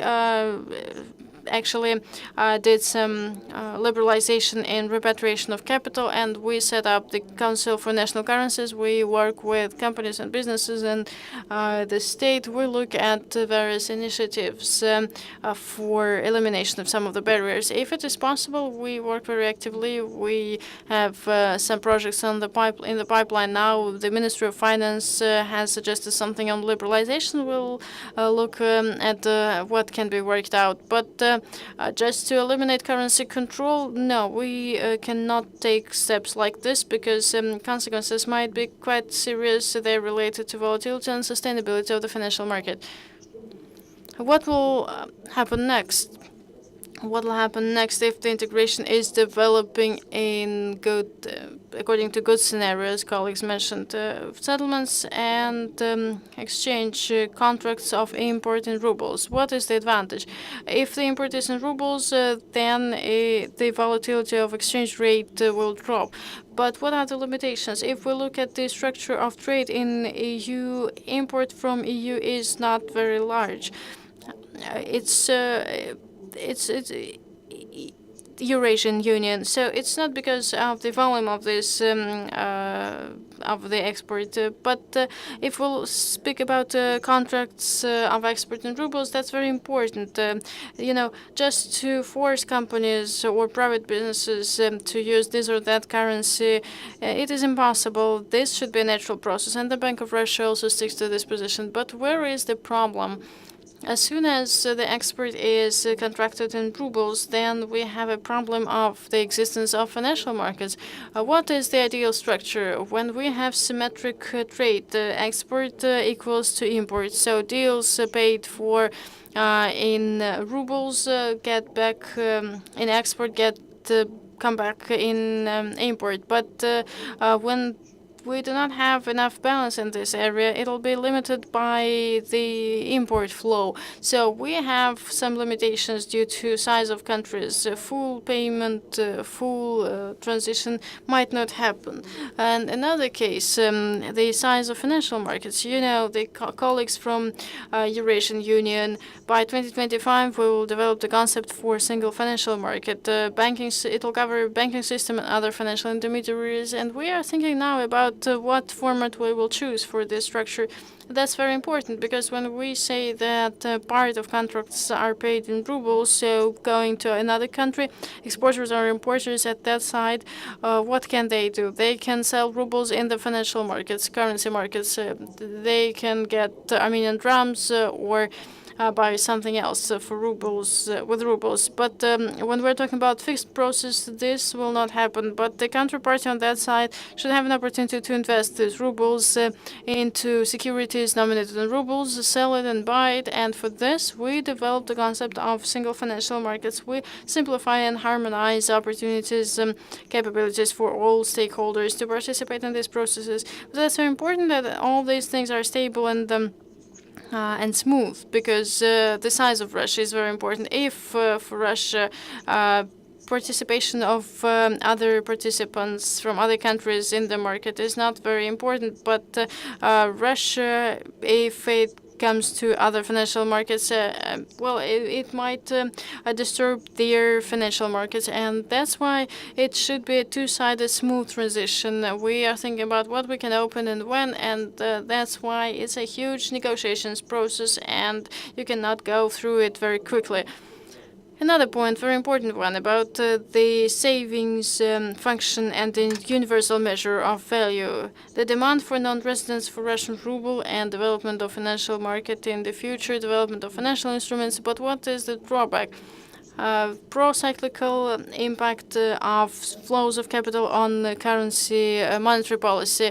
In 1998, a couple of negative impacts, drop of oil prices, the share of rubles in external, if it is large in external financial instruments, it might lead to outflow of ruble. When it is an external shock around, then the stabilization of economy comes. But if the penetration of ruble is larger, if we remember the case of Iceland, when financial market of Iceland was larger than GDP, when the crisis came, the country was in crisis for many years. It took them to recover for many years. So it depends on the size of the country and the volume of the financial market. That's what we could have in 2014. So we look at smoothness of the development of economy, of trade, of payment system. It should go in line with the real flows to avoid disbalances. Because if we have disbalances, it might lead to shock, volatility, and quite significant consequences to all participants. Savings of Russian debt by non-residents. So many people say that it's a good instrument, senior Russia, so you can increase, if possible, the selling of the debt. But what's the risk? The fiscal policy is getting more complicated. Fiscal policy is impacting monetary policy, and we need instruments for additional coordination between fiscal and the monetary policy. It doesn't mean that it's something bad, but it just makes the system more difficult and control tougher. Efficiency of our instruments will not suffer, because first of all, we as regulator, we are thinking about economic growth, financial stability in Russia, and the Minister of the Economy and the Minister of Finance and the Bank of Russia, of course, everything. If we are talking about the Bank of Russia, we are thinking first of all about the stability of ruble and the financial system. We will first of all consider these priorities, talking about the future, when it might happen. So we have a scenario for development of Eurasian Union, 4 of them, and according to IAC, integration might stay on the same level or it might be strengthened. And the vertical axis, what is happening in the global market? The globalization might move on and stay the same, or it might stop and regionalization come out, and the centers of power might emerge. Talking about Russia, if globalization goes on and integration stays at the same level, so status quo scenario, quite a sluggish growth situation like today, and a not very significant development of financial markets and things related to mutual penetration. The situation will not change dramatically, but when we are talking about the scenario when globalization comes in and the acceleration of integration in Eurasian Union, this is impossible because there is not enough resources, and this integration might not be sustainable. But integration on the current level, what regions are integrated? The regions of large Europe and large China. So yeah, Eurasian Union and Russia might become the transition area. So The best option here in terms of deepening the quality of integration and mutual penetration is regionalization and strengthening economic integration, regional centers of power. And in this case, we can say that the role of ruble will strengthen, but considering all the risks I just mentioned, that's why the Bank of Russia is very looking at the picture very attentively. We're preparing the infrastructure for all these things. We look at the barriers if needed. We lift barriers, and we work together with colleagues from Eurasian Committee and other central banks in order to ensure that if we look we see that there are barriers for businesses, we try to lift them. So we are in open dialogue with all stakeholders. Last fall, we set up expert committee on national currencies. We had several meetings. We have a plan of operations for 2018, and we will tackle specific questions that businesses ask, and we will work in this area. Thank you very much, Andrei. A small, short question. So you had it on your slide. 70% of trade in the Eurasian Union is done in rubles, but you clarified how we should understand this figure properly. But I have a question I'm always interested in such cases, and I think it is quite important. Settlements in a currency and contracts in a currency, these are two different things, because we can have contracts for the end transaction in rubles, but the price of the contract will be linked to the dollar exchange rate, and we will eliminate the costs for transaction, but we will keep the costs of currency risks, and they distort the trade. And out of the 70% of settlements in rubles, are there any estimations how much is contracted in rubles and how much is contracted in dollars and euros? But the settlements are done in rubles according to the exchange rate for the date of the deal. Thank you very much for this question. If we look at the specificity of the statistics, then the data we have today shows the currency that left. We do not have the data for currency of contracts, but the assessments say that in Eurasian Union, according to statistics of balance of payments, say that the settlements currency totals to the contracts currency. So the role of ruble, we will publish more information on this, and we can compare the data according to all the new classification. But according to our estimations, well, they are not official and accurate enough. But in Eurasian Union, the balance is smoother.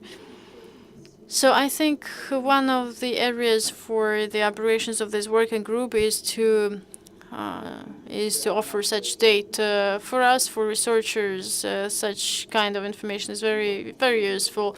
So we wait for the results of the work of your group. We do additional research that will answer these questions through alternative sources. And at the working group, we will also look at how various assessments overlap. So I'm a member of your working group, so of course I won't miss the meeting. Now I'm giving the floor to Vladimir Periboyev.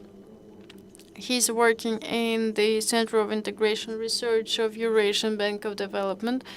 This center is doing the research of Eurasian integration for quite a long period of time. Last year, you published a report, and the main idea is that the speed of integration processes of Eurasian Union has slowed down, and I would like to know your position on how integration processes can be accelerated in Eurasian area, knowing about the tasks that we're discussing today. Thank you very much, Alexander Yurievich. Hello, esteemed colleagues, ladies and gentlemen. Answering this question, indeed, we think that the Eurasian Economic Union need new points of growth.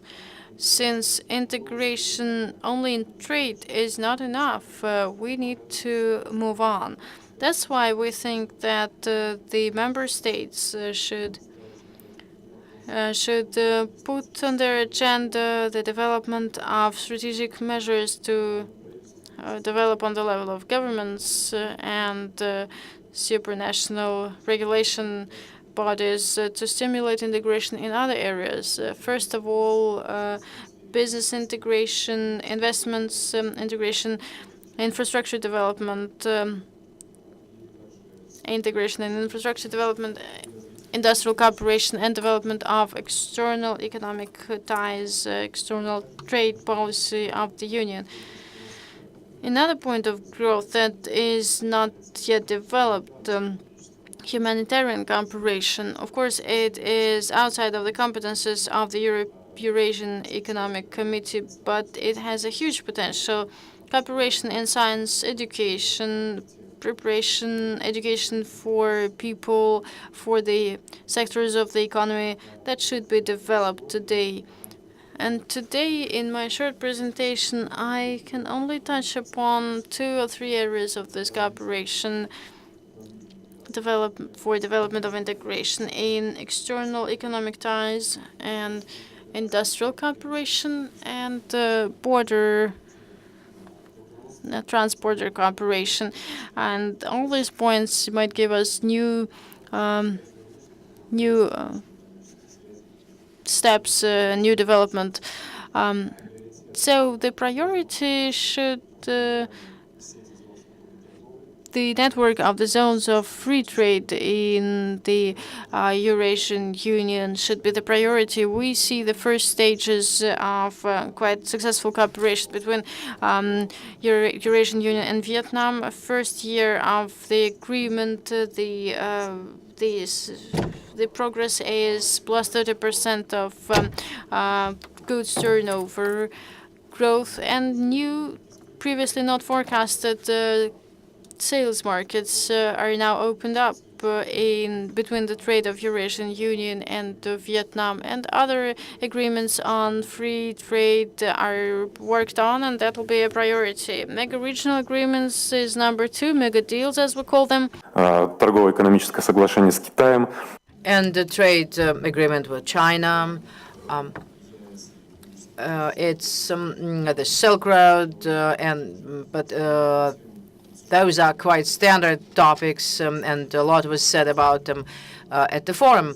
And also implementation of the initiative to set up a zone of free trade between Eurasian Union and ASEAN and possibly Shanghai Cooperation Organization as soon as it is ready for that, and maybe longer term concluding trade economic agreement between European Union and Eurasian Union, which is very good for us and the interests of the European Union, as the speakers of our session today mentioned.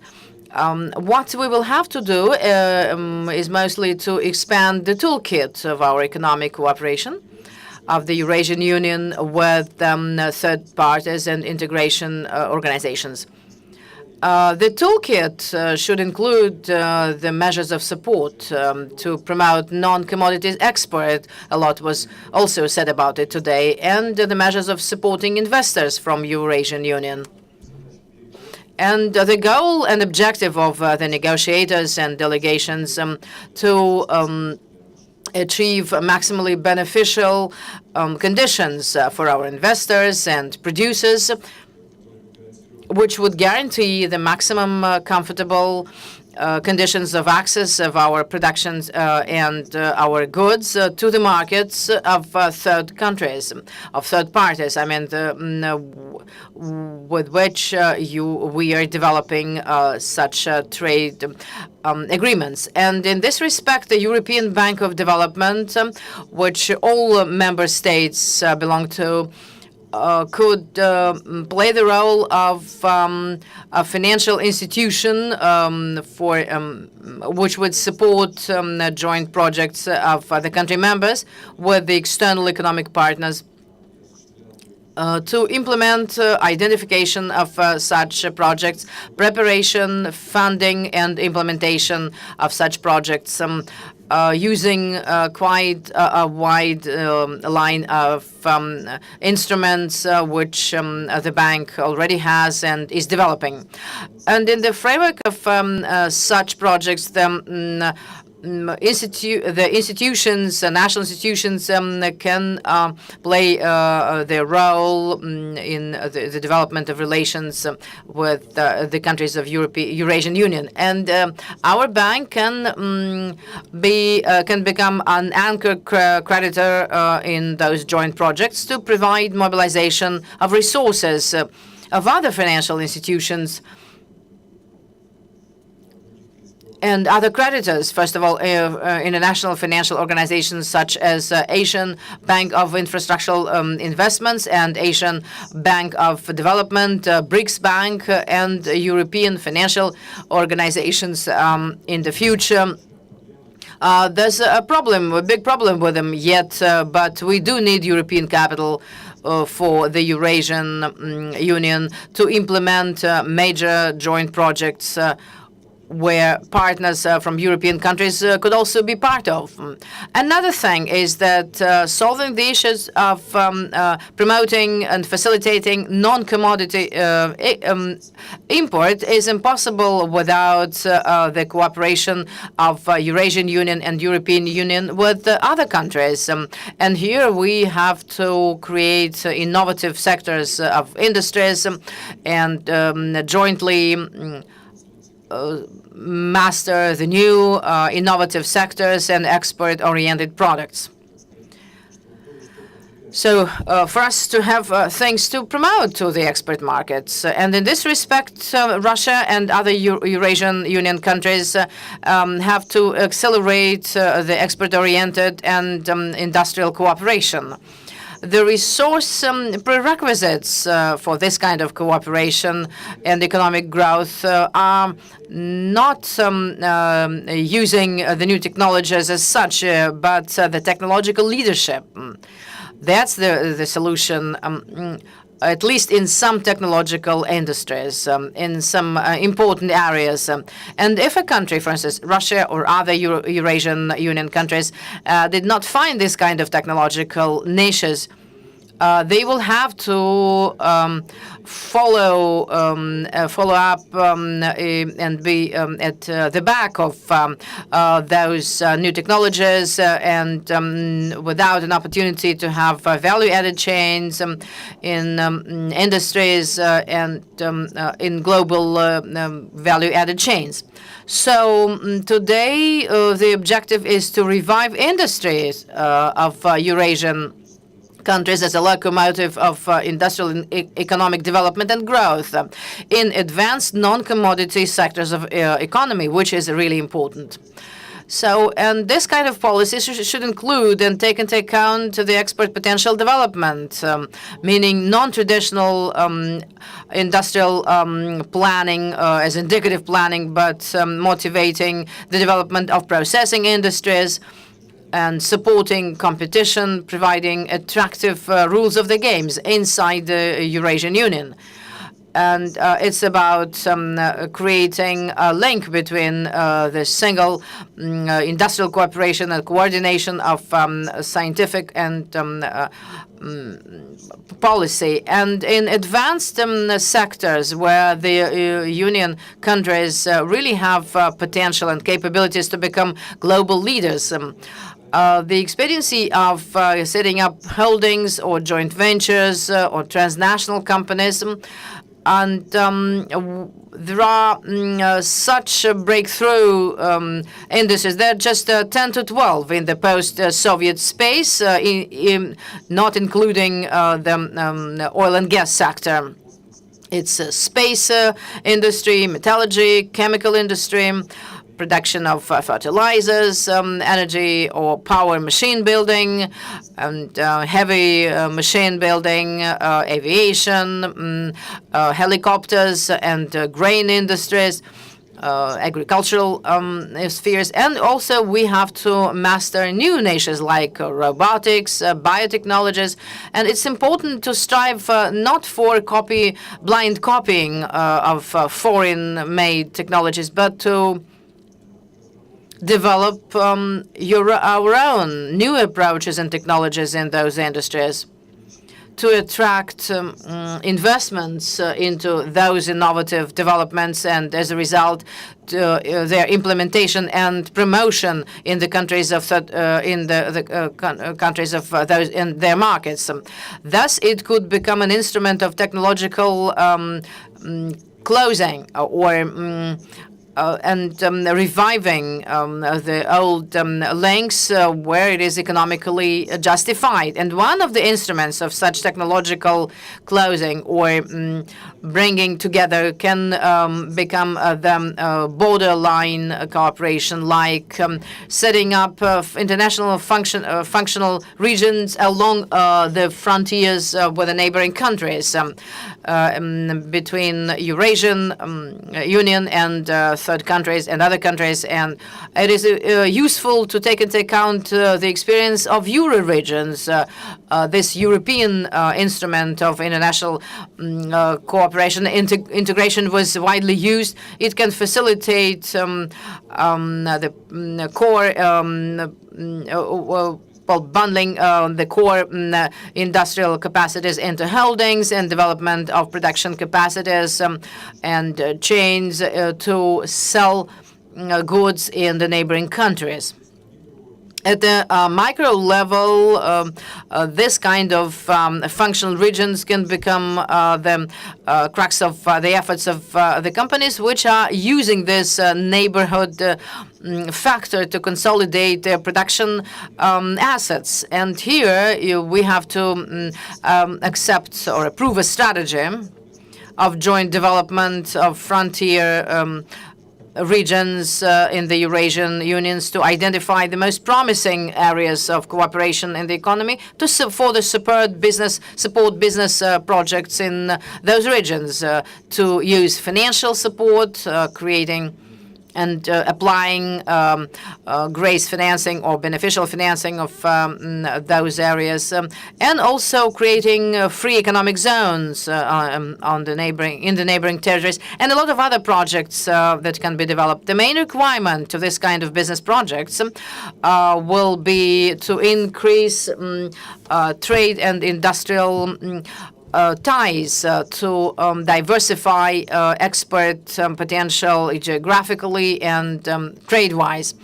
And of course, we should strive for fuller use of national technological developments, and also to motivate the state support of cooperation of scientific institutions, universities, and transnational companies to implement this kind of trans-border or cross-border cooperation to further promote our locally made technologies in other countries. There's, of course, SME businesses can be involved, but that's beyond my presentation, and I know that there's not much time left. Thank you very much for your attention, and I wish you successful work. Thank you very much. Indeed, the Eurasian Union should use all the opportunities and capabilities, not only in trade, but again, to implement the export objectives we have, to increase our presence in the Eurasian markets. That's exactly what we should do, because seemingly the post-Soviet countries will grow slower than the global economy in general. So that's why our mutual trade should grow faster than the trade with our other partners. So thank you very much, colleagues. We are a little bit beyond our time slot. Nevertheless, we gave an opportunity to everybody to speak up. I wish you pleasant and enjoying yourself at the Gaidar Forum. Thank you very much.